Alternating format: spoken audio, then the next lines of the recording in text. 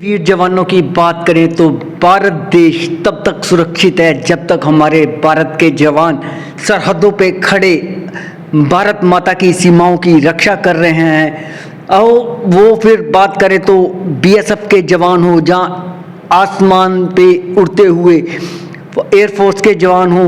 फिर नेवी की जवान हो, तो सभी तरफ से हमें अगर कोई सुरक्षा प्रदान करता है तो वो है हमारे देश के वीर जवान। आज हम बात करने पहुंचे हैं 1971 की जंग में हिस्सा ले चुके एयरफोर्स के जवान आर.एम. शर्मा जी के साथ। तो सर, हमें आप बताएं कि आपने 1971 की जंग में हिस्सा लिया, तो कैसा रहा आपका एक्सपीरियंस? सर, ये बहुत ही एक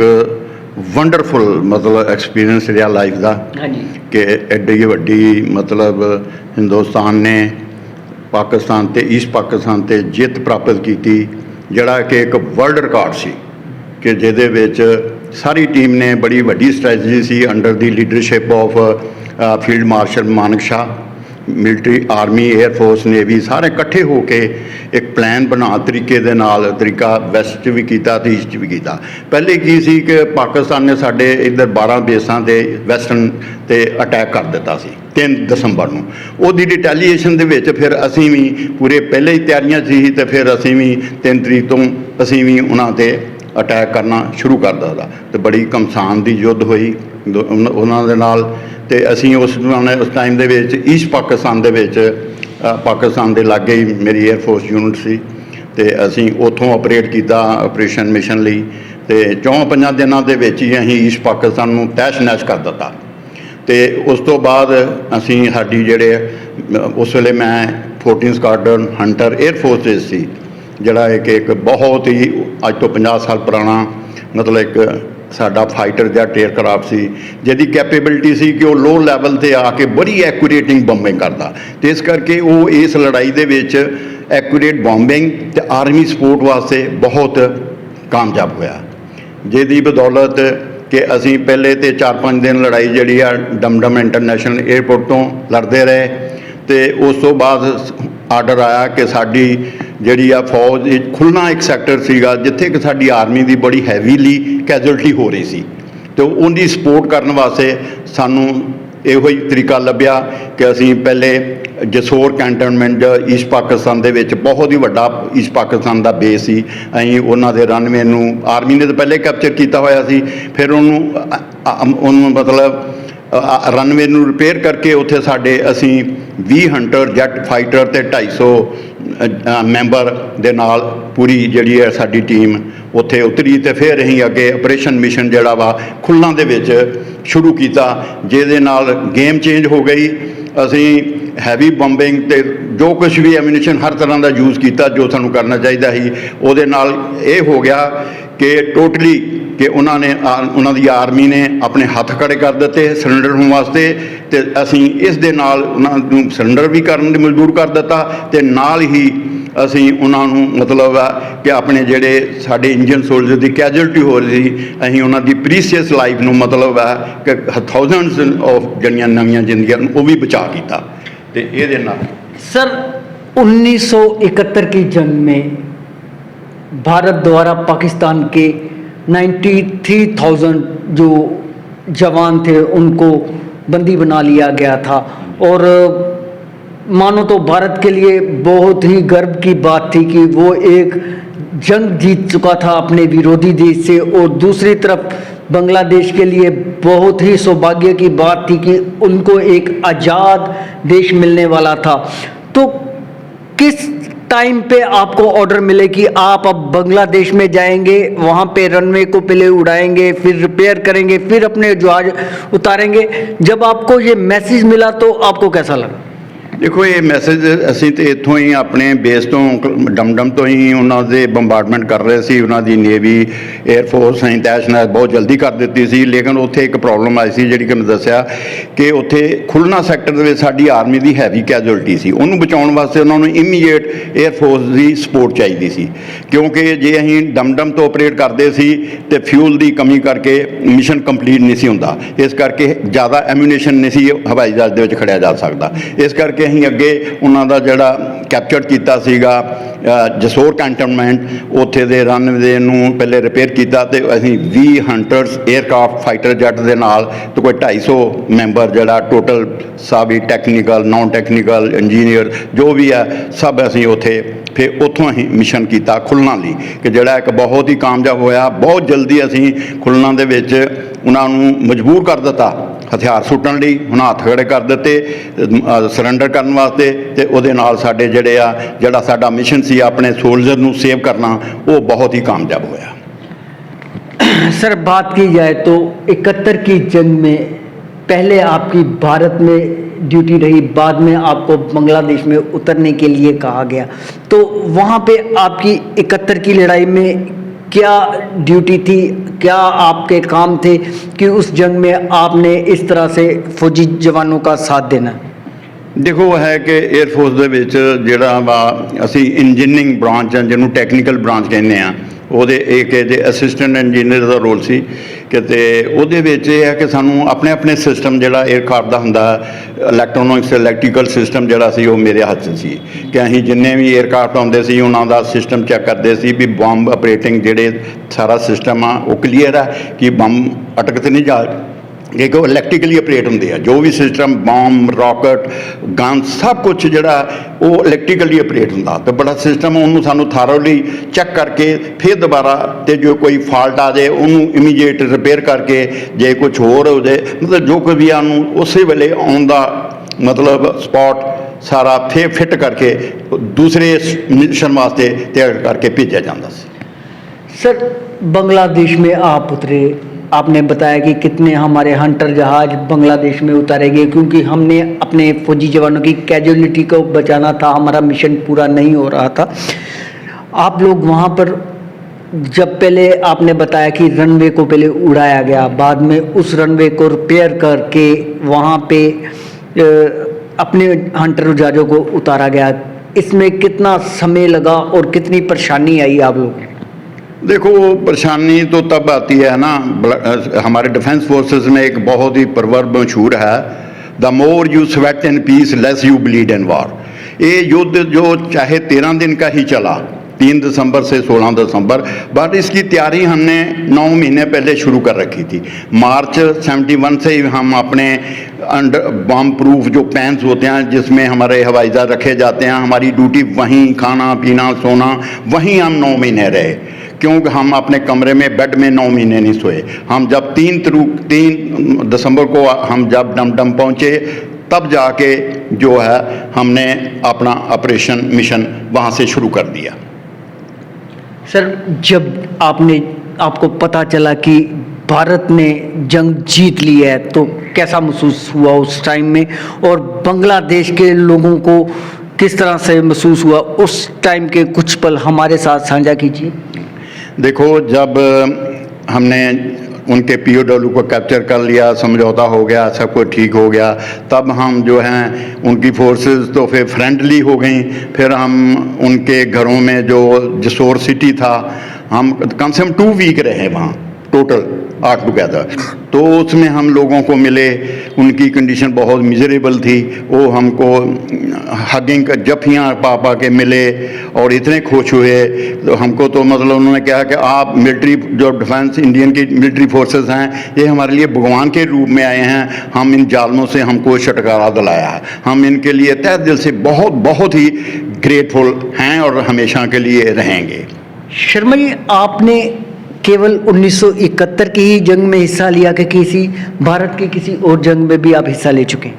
देखो एक्टिवली तो ये तो बहुत रियल और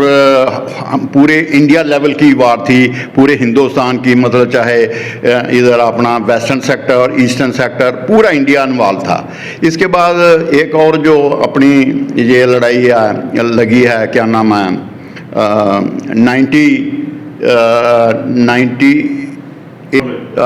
1998 कारगिल के युद्ध में भी हम लोगों ने चलो डायरेक्टली वहाँ जाके इन्वॉल्व नहीं किया, लेकिन हमारे लोगों में यहाँ से जो भी ड्यूटी से लगती थी टर्न बाय टर्न उसमें लोगों को जाते थे, भेजा जाता थे, उनको रिप्लेस किया जाता था, तो वो भी मतलब हमने कारगिल में वहाँ जाके नहीं रोल प्ले किया, लेकिन आप ही एट दैट टाइम मैं अमृतसर में था, तो यहाँ ये हमारी ड्यूटी थी रडार पे, तो हमने काफ़ी जो है जो उनको असिस्ट करनी थी अपने सिस्टम के हिसाब से, जो हमको ड्यूटीज़ असाइन की जाती थी, जो हमने कारगिल के लिए करना था, वो हम लोगों ने यहाँ से किया। सर, भारत देश के लिए मर मिटने की सौगंध खानी देश के लिए बहुत गर्व की बात गिनी जाती है, और देश के जवान को अगर एक जंग का हिस्सा बनना पड़े तो उससे ज़्यादा गर्व की बात कोई और नहीं हो सकती। जब आप 1971 की जंग में हिस्सा लेने के लिए जा रहे थे तो आप अपने आप में क्या महसूस कर रहे हैं? देखो, जो जंग है, पहले तो मैंने बताया है कि हम